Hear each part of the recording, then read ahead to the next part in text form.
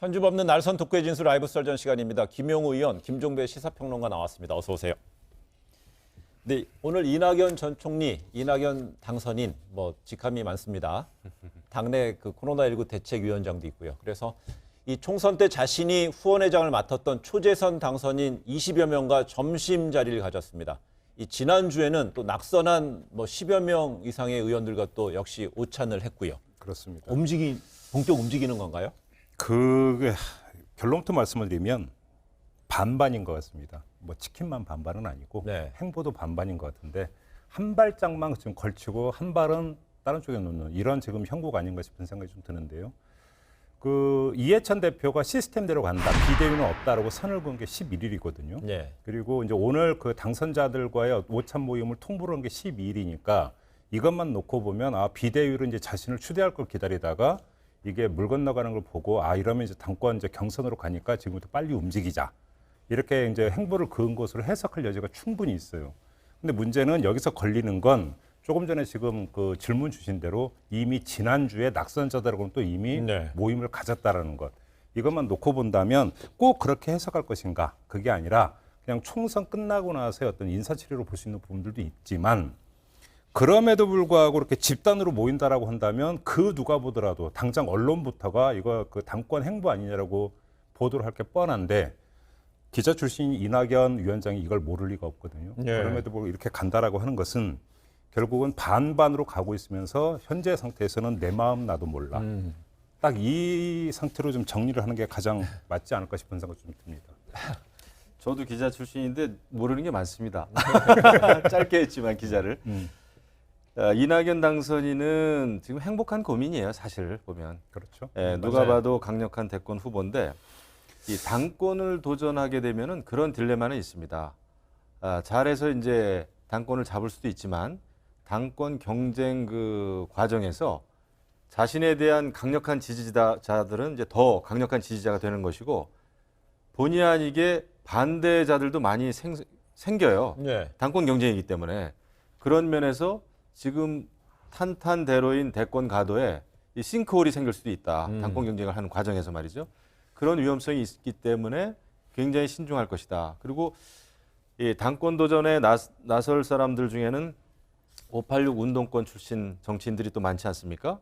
586 운동권 출신들의 어떤 전략 만만치 않겠죠. 네. 이런 상황에서 이낙연 당선인이 또 친문의 지지를 얻고 당권을 잡는 것이 생각처럼 순조롭지 않을 수가 있습니다. 그렇기 때문에 지금 굉장히 몸조심을 해야 되는데 한 가지 좀 특이한 사항은 기록에 보면 38명에 대해서 후원회장을 했나 봐요. 네. 이런 기록을 가진 분이 과거에 있었나요? 나는 모르겠습니다. 제가 기록을 다 들춰보지는 않았는데 이런 거 봤을 때는 굉장히 당권이 됐든 대권이 되든 노력을 여태까지 좀 착실하게 많이 해오신 것 같아요. 네, 그런가 하면 또 싱크탱크 얘기하려고 하시죠?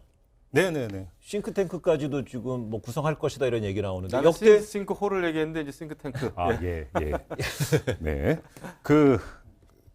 좀 빠른 것 같아요. 행보가 빠른 것 같아요. 그러니까 예를 들어서 이걸 당권 움직임으로 해석한다고 하더라도 빠른 게 왜 그러냐면 지금 원구성 협상이 끝나야 되고 그러니까 21대 국회가 개원하자마자 3차 추경부터 처리해야 된다고 하면서 그 여권은 전부 다 지금 국난 극복 쪽으로 모두 맞추고 있는데 국난 극복 위원장을 맡고 있는 이낙연 전 총리가 자신의 어떤 경선 행보를 한다고 한다면 여기서 사실은 부조화가 일정하게 있거든요. 네. 그렇게 본다면 약간 지금 오버페이스다. 그러니까 지금 싱크탱크를 만들려고 하는 것도 마찬가지죠. 네. 만약에 근데 그럼에도 불구하고 지금 뭔가가 쫓기고 있고 오버페이스를 하고 있는 게 맞다면 왜 그럴까를 좀 분석을 해봐야 될 것 같은데요.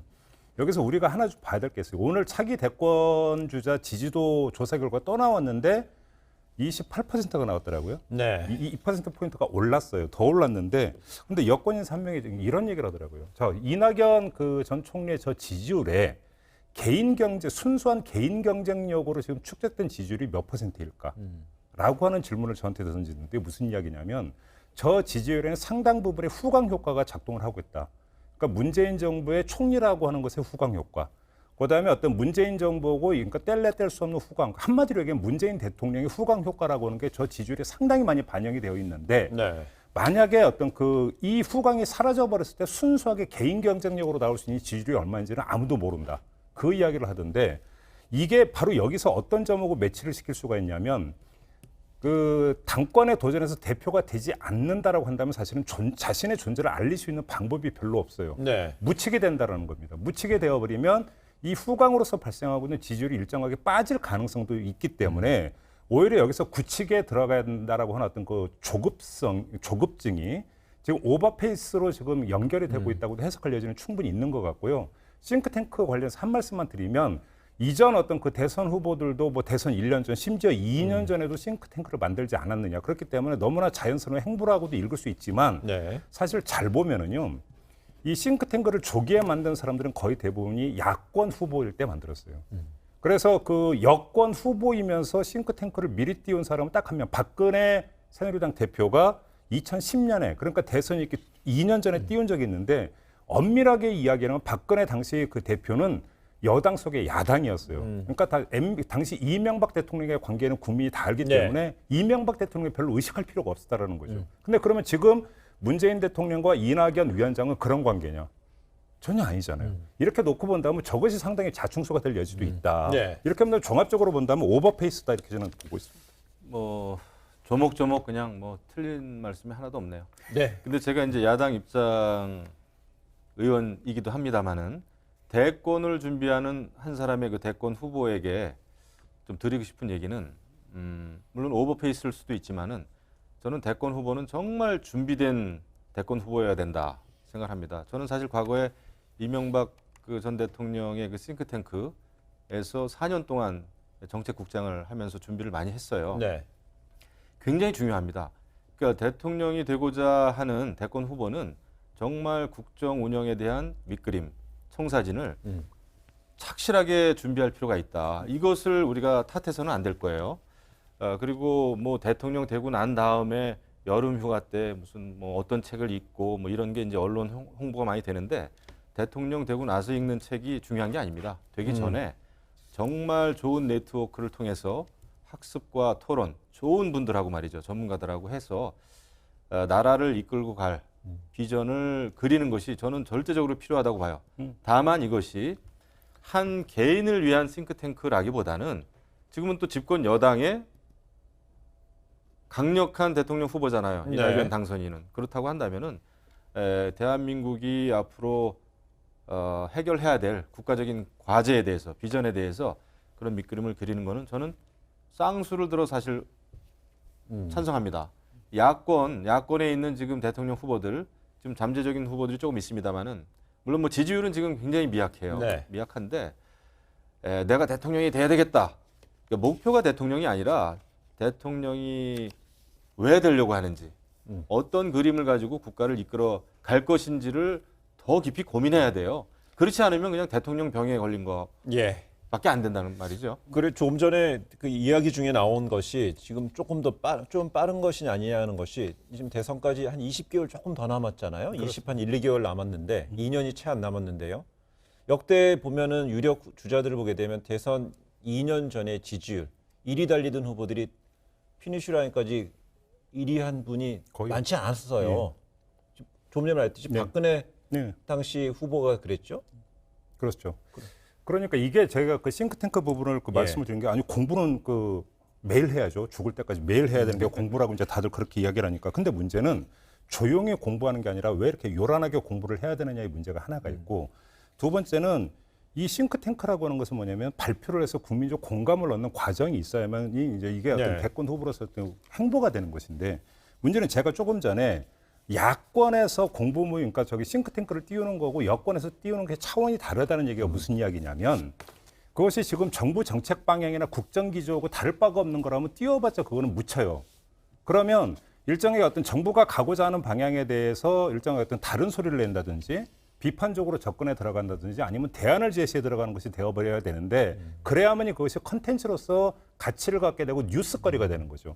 그래야 이제 그것이 어떤 존재감을 올리는 하나의 방법이 될 수 있는데 네. 문제는 그러면 그럴수록 현직 대통령 각을 세우는 모습으로 간다라는 거예요. 결과적으로 다시 말해서 차별화라고 하는 모습으로 결국은 언론은 묘사를 할 것이고 정치권에서 입방아를 찌를 거라는 겁니다. 그런데 지금 문재인 대통령과 이낙연 전 총리의 관계가 그런 관계냐라고 하는 거예요. 제 얘기. 오버페이스라고 하는 이야기가 본인 스스로가 지금 문재인 대통령의 후광을 최대화로 받고 있는 존재인데 지금 이렇게 행보를 놓아버리면 그것이 어찌 보면 자신의 존재 기반을 스스로 약화시키는 결과를 빚을 수 있다. 물론 이낙연 전 총리가 저는 그렇게 아마추어식으로 할 거라고는 생각하지 않아요. 네. 그럼에도 불구하고 이렇게 간다라고 하는 것은 결국은 어떤 만약에 내가 여기서 지금 당권을 잡지 못하고 뭔가 계속 어떤 노출을 시키지 않으면 이전 총리, 그러니까 한때 대망론으로 갔다가 낙마했던 이전 총리와 똑같은 길을 걸을지 모른다라는 우려.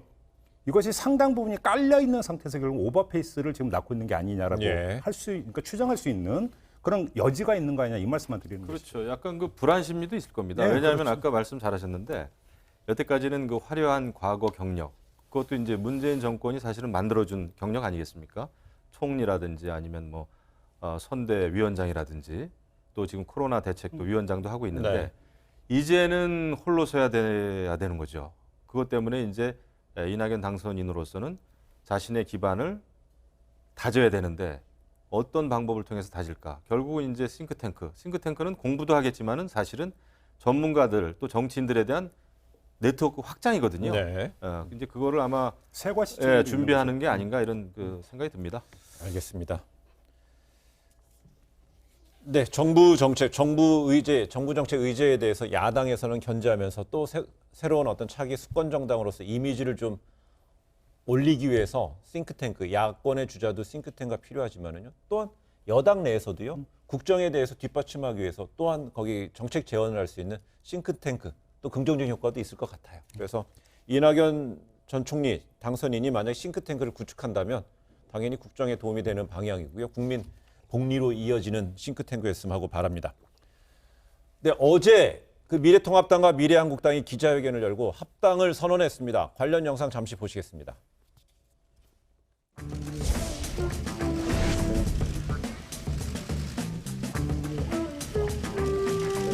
주호영 미래통합당 대표 권한대행과 원유철 미래한국당 대표님 오늘 미래통합당과 미래한국당의 조속한 합당을 추진하기로 하였습니다. 결국 궁금해하는 것이 5월 29일 이전에 할 거냐 말 거냐 이런 이야기 아니겠습니까? 하여튼 최대한 빨리 한다고 생각합니다.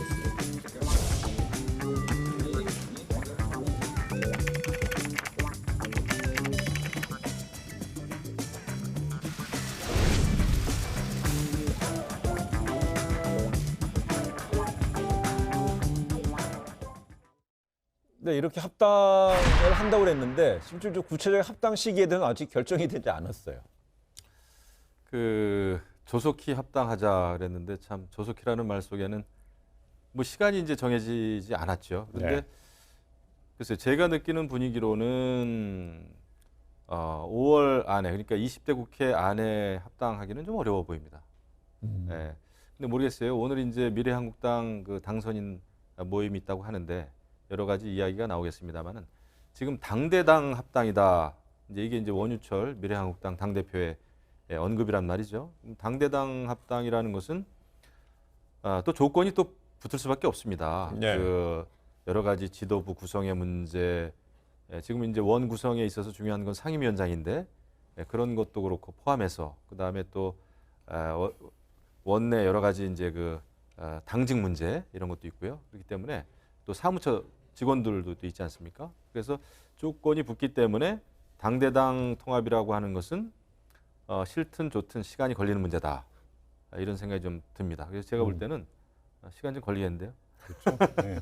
제가 볼 때도 그래요. 그러니까 이 이렇게 보면 될 것 같아요. 그러니까 원유철 대표 입장에서는 바로 합당으로 갈 생각은 없어 보입니다. 그럼에도 불구하고 말을 계속 이리 돌리고 저리 돌리면서 그러니까 확실하게는 이야기를 하지 않고 있는데 여기에는 어떤 본인 스스로도 그러니까 통제불능의 가변성이 하나가 있는 것 같아요. 그게 뭐냐면 조금 전에 말씀하신 오늘 이제 그 당선인 총회가 있지 않습니까? 예, 오전에요. 여기서 지금 이제 어떤 이야기가 나오고 기류가 어떻게 잡히는 것까지를 봐야 본인이 확실하게 이야기를 할 수가 있는 거죠. 예를 들어서 안 봐도 비디오인 게 통합당 쪽에서 아마 계속 프레스를 가할 거라는 거죠. 빨리 합당을 하자라는 이제 그 프레스를 가할 텐데 문제는 그 미래한국당 안에서 당선인들이 그래 하자라고 했을 때 중간에 찡기는 거죠. 원주철 대표는. 근데 그게 아니라 일단 우리는 어떤 독자적인 어떤 길을 걸 수도 있다. 이래서 정운천 지금 당선인 같은 경우 이제 재선이 되는데 그분이 그런 경우잖아요. 만약에 이런 목소리가 당 안에서 확산이 된다면 시간을 끌 수 있는 여지가 생겨버리는데 당선인들이 그렇게 좀 빨리 합당을 하자고 하면 본인이 고립이 되어버리기 때문에 이것까지 체크를 하고 결국은 어떤 발걸음을 놓으려고 아주 애매모호한 화법을 쓰고 있는 것 같고요. 이렇게 놓고 본다면 결국 오늘 당선인 그 모임에서 어떤 이야기가 나왔는지가 좀 공개가 되고 나면 확실하게 어떤 좀 그 가닥을 잡을 수 있을 것 같아요. 이것이 네. 그러니까 그 21대 국회 출범 전에 합당 절차로 바로 들어가서 끝낼 수 있는 건지 아니면 뒤로 그러니까 늘어지는 건지는 이것만 보면 좀 알 수 있을 것 같습니다. 그리고 이제 미래통합당의 지지율이 좀 높게 나오고 국민적인 지지가 좀 있다면은 미래한국당도 합당을 좀 앞당길 수가 있겠죠. 그런데 지금 미래통합당이 사실 사회로 총선 참패 이후에 아직까지 좀 갈 길을 못 찾고 있단 말이에요. 이런 상황이라면 미래한국당 거기 또 의원님들은 정운천 의원님 빼고는 거의 다 지금 다 초선이죠. 초선이잖아요. 이런 입장에서는 우리 한번 새로운 정당의 목소리를 한번 내봅시다. 저는 그런 목소리도 나올 법해요. 오늘 그 당선인 회의에서. 그렇게 되면은 시간이 더 걸릴 것이고. 다만 미래통합당에서 가신 그 현역 의원들이 지금 계시잖아요. 이런 분들은 우리가 국민께 계속 미래통합당은 미래한국당하고 미래한국당은 미래통합당하고 형제정당이라는 말을 많이 했고 네. 또 국민들이 그렇게 알고 또 투표를 지지를 해주신 거기 때문에 우리는 선거 끝났으니까 합당하는 게 맞다. 우리 욕심 부리지 말자 말이죠. 이런 목소리도 또 나올 거예요. 그래서 그렇다고 한다라면은 그 통합의 시점이 늦춰질 수 있다. 이 팽팽한 의견이 좀 갈리니까 말이죠. 네. 그런 생각이 좀 들어요. 근데 여기엔 또 하나가 있는 게 당대당 통합이라고 하는 이 표현에는 상당히 많은 복선이 깔려 있는데요. 뭐 당명, 그다음에 사무처 당직자 처리 문제를 얘기하면서 지도부 구성 문제를 걸었어요. 근데 여기서 중요한 부분이 뭐냐면 지금 미래한국당의 그 최고 지도부를 구성하고 있는 최고위원이나 이런 면면을 보면은 다 이제 금배지를 떼야 되는 사람들이죠. 그러니까 원유철 대표를 비롯해서 네. 이렇게 놓고 본다면 왜 당대당 통합이라고 하는 이야기를 꺼냈을까를 놓고 본다면 결국은 이 문제 어떤 일정한 어떤 그 자리 보전까지가 약속이 되지 않으면은 결국 안 움직인다라고 하는 메시지도 미래통합당 쪽에 던졌는데 문제는 뭐냐면 그래 그러면 이렇게 해줄게라고 하는 확답을 줄 수 있는 미래통합당 내부 사정이 아니라는 거예요. 그렇게 놓고 본다면 미래통합당이 정말로 김종인 비대위 체제로 가는지 아니면 그 주호영 원내대표 권한대행 체제로 앞으로 가는지 아니면 제3의 인물로 해서 한시적인 어떤 관리형 비대위로 가는지가 가닥이 잡히고 그러면 이렇게 해줄게라고 하는 대답이 주체가 먼저 서야 되는데 네. 이런 점에서 놓고 보더라도 지금 바로 결정할 수 있는 사안이 아니라는 것이죠. 미래통합당 내부 사정을 놓고 보더라도. 예, 그래서 이제 통합당하고 한국당의 이제 통합 시점은 어찌 통합은 되는데 시점 부분만 지금 약간 이제 불투명하지만 통합을 기정사실을 한다면 이제 주요한 두 개의 이슈가 있지 않을까요? 김종인 비대위 부분에 대해서 구체적으로 어떻게 결과가 이어질지 그리고 또 이른바 무소속 4인방의 복당의 문제 두 가지가 최대 현안 아닌가요? 그렇죠. 그래서 지금 사실은 각 당이 처한 그 입장이 좀 난처합니다. 지금 제가 알기에 미래통합당이 아마 당선인 연찬회를 뭐 21일인가? 뭐 그때쯤 네. 아마 하는 것 같아요. 거기에서 이제 열띤 토론이 있을 텐데 김종인 비대위 체제로 갈 것이냐 말 것이냐 아니면 기간을 얼마나 줄 것이냐. 그런데 그 논의가 또 의미가 있으려면 여러 가지 조건에 대해서 김종인 전 위원장한테 내용이 또 미리 공지가 좀 돼야 됩니다. 네. 왜냐하면은 연찬회에서 실컷 다 얘기하고 합의까지 일어났는데 이게 만약에 김종인 그 전 위원장한테 갔는데 거기서 거부당했다. 그러면 또 난처한 거 아니겠습니까? 그래서 주호영 원내대표는 그만큼 지금 굉장히 기민하게 움직여야 돼요. 그것도 해야 되죠. 원구성 또 협상도 해야 되죠. 또 미래한국당 내부에서의 또 사정도 있고 그래서 제가 볼 때는 시간이 솔직히 좀 걸릴 것 같아요. 이 예. 합당 문제는. 그렇게 되면 이제 만약 합당이 되게 되면 84석에 19명, 103석에 또 무소속 4인방 하게 되면 또 107석. 107소 늘어나네요. 네, 근데 뭐 일각에서는 지금 그 4명 가운데 뭐 막말 정치는 빼야 되는 거 아니냐 또 이런 얘기가 나온다고. 막말이 있네. 그런데 딱 떠오르는 분이 한 분이 계시긴 하죠. 근데 예를 들어서 만약에 이렇게 되어버리면 또 이제 그러니까 예를 들어서 뭐 4명이 아니라 3명으로 줄어들면은 이건 또 행동 통일돼야 되는 거 아니냐 뭐 여러 가지 이야기가 나올 수 있는데 뭐 그거는 현재로서는 자, 지금 그렇게 화면에 나오고 있습니다. 저 네. 권성동 뭐 누구죠? 그러니까 예를 들어서 뭐 홍준표, 막말이나 이런 홍준표, 것에 대해서 어떤 당의 이미지를 윤석열. 실추시킨 분 뭐 이런 이야기가 좀 나오는 것 같은데요. 홍준표 예. 당선인을 두고 좀 하는 이야기 같아요. 그렇게 봐야 돼요. 네, 만약에 저렇게 되어버리면 만약에 정말로 저 4명 가운데 1명이 배제가 되는 그러니까 그림으로 그 복당이 추진이 된다면 저기서 또 제2의 갈등이 이제 벌어지는 거 아니겠습니까? 예. 그것까지 좀 지켜보죠. 저는 근데 뭐 개인적인 의견입니다만은 선별복당 이렇게 하면 안 된다고 봐요. 예, 예. 왜냐하면 또 정치인들인데 여러 가지 선거 과정에서의 여러 가지 거친 표현이 있었습니다만은 또 네. 이제 더러는 또 김종인 비대위 체제를 반대한 분도 있어요. 저 포함해서. 그런데 그렇다고 해서 선별복당하기 시작하면은 당이 더 수렁에 빠지죠. 그래서 하려면 다 복당시키는 게 낫겠죠. 근데 이제 저렇게 선별 이야기가 나오는데 일종의 이제 그걸 밑자락으로 봐야 되는 거죠. 왜 그러냐면 김종인 그 전 선대위원장과 홍준표 당선인 간의 관계가 네. 어떤지는 공개적인 설전 이런 걸 통해서 이미 다 드러난 상태 아니겠습니까? 근데 이런 상태에서 이 문제가 다시 분란의 씨앗이 될 수 있는 걸 미리 그러니까 그 거르고 네. 비대위가 출범을 해야 되는 거 아니냐는 문제 의식 때문에 막말이라고 하는 것들을 이유로 내세우면서 사전 정리 작업에 들어갔다고도 해석할 여지는 있을 것 같은데요. 근데 이거는 김종인 비대위 출범을 전제로 하는 이야기가 되는 건데 과연 출범을 할지가 그러니까 현재로서는 좀 미지수이니까 좀 지켜봐야 되는 문제가 제가 되겠죠. 뭐 하나만 더 덧붙이면 사실은 그 미래통합당의 경우에 살 길은 정말 변화해야 되잖아요. 네. 어쨌거나 변하지 않았기 때문에 여태까지 이렇게 된 건데 좀 그 주호영 원내대표가 능력 있는 초선들, 국민의 목소리를 대변할 수 있는 그런 분들을 좀 많이 대거 등용을 했으면 좋겠어요. 좀 많지 않습니까? 뭐 김웅, 뭐 또 박수영, 뭐 최영도 이런 의원들, 네. 배현진 같은 제가 개인을 거명해서 좀 그렇긴 합니다만은 이런 분들 좀 활동 많이 하게 하고 다선 의원님들은 좀 대여야 관계에서 품격을 지킬 수 있는 정치를 할 수 있게끔 여야 간에 좀 신사 협정을 맺을 수 있는 그런 좀 그 배경 역할을 좀 알겠습니다. 해주시고 하면은 좀 괜찮을 것 같아요. 알겠습니다. 연동형 비례대표주가 출범하면서 등장한 세 개의 비례정당 그중에 더불어시민당은 민주당이랑 이제 합치고요. 이제 좀 저희가 얘기 나눈 대로 한국당도 통합당이랑 합쳐집니다. 그럼 남은 정당이 열린민주당이에요. 네. 그렇게 되면 열린민주당도 그럼 민주당으로 합당해 가라는 그 정치권 혹은 국민의 어떤 이런 게 좀 있을까요? 여망 혹은 압박 이런 게 있을까요? 제가 볼 때는 가장 유력한 시나리오는 8월 이후에 네. 다시 말해서 이해찬 대표가 이제 임기가 끝나고 새 지도부가 구성이 되면은 그 이야기가 본격화될 가능성이 있고 그 민주당하고 열린민주당의 그 몸을 합칠 가능성 훨씬 더 높다고 보는데요. 네. 다만 현 지도부가 유지되는 상태에서는 아마 그 어려울 거라고 봅니다. 왜 그러냐면 지금 그 열린민주당에서 성격 규정을 하면서 같이 할 수 없다고 명백하게 선을 그으면서 주도적으로 했던 분이 바로 이해찬 대표이기 때문에 이해찬 대표 체제에서는 그 가능성 거의 제로다. 네. 그렇게 놓고 본다면 새 지도부가 출범을 하면서 어떤 이전의 모든 것들을 한번 총정리하는 이런 차원에서 열린민주당과의 합당 이야기는 될 가능성이 있고 그 열린민주당의 새 대표가 된 최광호 그 당선인 스스로가 무슨 이야기를 하냐면 네.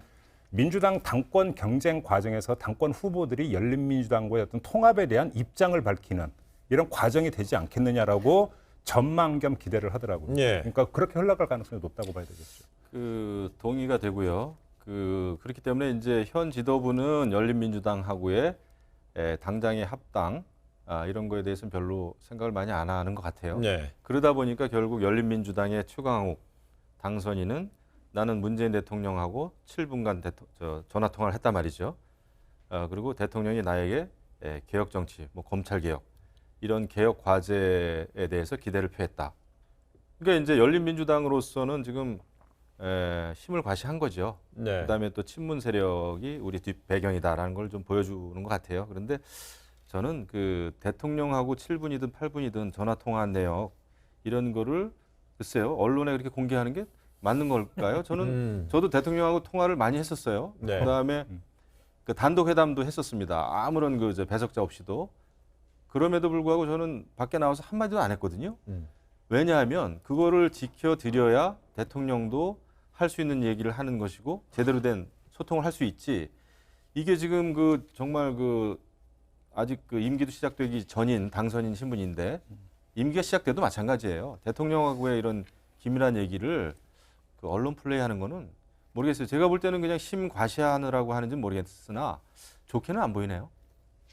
그 자발적인 원군 요청 정도로 해석을 하면 맞을 것 같습니다. 예를 들어서 문재인 대통령과 통화를 했는데 예를 들어서 권력기관의 어떤 개혁에 앞장서 달라고 주문을 했다고 되면 선거 과정에서 동고동락한 부분에 대해서 뭐 이렇게 이야기를 했다고 한다면 그것이 대통령이 열린민주당을 바라보는 시각이 이렇다라고 하는 것을 민주당이 알아달라는 뜻으로밖에 해석이 안 되는 것 아니겠습니까?